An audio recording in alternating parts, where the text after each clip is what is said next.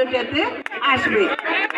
আর আমাদের ধানের বিকল্প তো আমরা কখনো কোনো চিন্তাও করি না। সুতরাং আমার এখানে যারা তরুণ ভোটার আছে তারাও ধানের শীষে ভোট দিবে, এটা আমার বিশ্বাস। বিগত আন্দোলন সংগ্রামে এই বান্দরটিয়ার ছেলেরাই আমার পাশে ছিল, তাই আমি ওদের প্রতি দোয়া করি ওদের জীবন যেন আরো ভালো হয়, আরো সুন্দর হয়, ওদের জীবন ভবিষ্যৎ যেন সুন্দর করে গড়ে দিতে পারি। মা হিসাবে এটা আমার দায়িত্ব।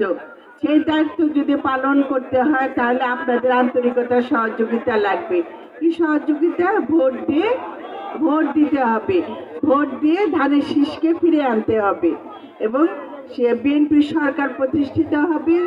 এই সরকার নেতৃত্বে থাকবে আমাদের নেতা জনাব তারেক রহমান।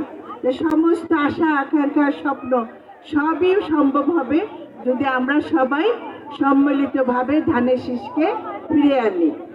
আর এখানে যারা আছেন মা বোনরা, আপনারা তো অ্যাজ এ নারী হিসাবে আমি আপনাদের কাছে এসেছি।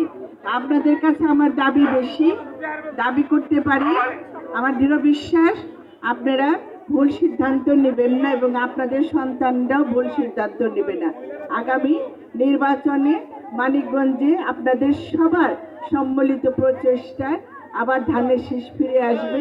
17 বছর হারিয়ে যাওয়া ধানের শীষকে আমরা ফিরে পাবো এবং মানিকগঞ্জের উন্নয়নের যে স্বপ্ন আপনারা দেখছেন সেটা জনাব তারেক রহমানের নেতৃত্বে আমরা আগামীতে মানিকগঞ্জকে বাংলাদেশের জেলা হিসাবে, উন্নয়নের জেলা হিসাবে প্রতিষ্ঠিত করব।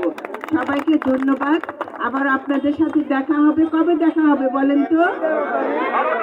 12 তারিখে রাত্রে দেখা হবে আপনাদের সাথে। সবাই যাতে আমরা আনন্দ উৎসব করতে পারি, সেই স্বপ্নটা আমরা যাতে পরিপূর্ণ করতে পারি সেইভাবে সবাইকে কাজ করতে হবে। ঘরে বসে থাকা যাবে না, মানুষের ঘরে ঘরে চলে যেতে হবে, প্রতিটা জনগণের ঘরে যেতে হবে এবং ভোট যেতে হবে।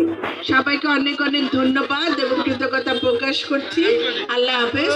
বাংলাদেশ জিন্দাবাদ, বাংলাদেশ জাতীয়তাবাদী দল জিন্দাবাদ, আমার নেতা জনাব তারেক রহমান জিন্দাবাদ, আমার বান্দরটিয়াবাসী জিন্দাবাদ।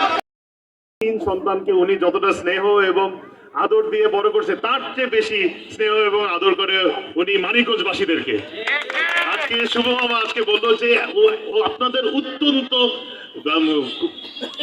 দুঃসময়, অত্যন্ত খারাপ সময় যেই মানুষ আপনাদের সাথে ছিল, তাহলে আপনারা খালি এটুকুই চিন্তা করেন যে আজকে ভালো সময় উনি কি করবে আপনাদের জন্য, উনি কতটা উন্নয়ন, উনি কতটা ভালো কাজ আজকে করতে পারবে যখন ওনাকে সেই সুযোগটা আপনাদের মূল্যবান ভোটের মাধ্যমে যদি ওনাকে আজকে আপনারা জনপ্রতিনিধি করে নিয়ে আসেন, আপনারাই খালি বলতে পারবেন যে আজকে উনি কতটা ভালো কাজ করে দিতে পারবে এই এলাকার জন্য।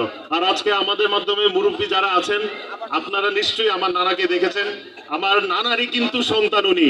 তো আমার নানার মতন মানুষ আমার এখন পর্যন্ত দেখা হয়নি, ওনার মতন এরকম অমায়িক মানুষ এবং এরকম অনেস্ট একজন পলিটিশিয়ান যে ছিলেন, সে আজকে এই এলাকার জন্য কি করেছে।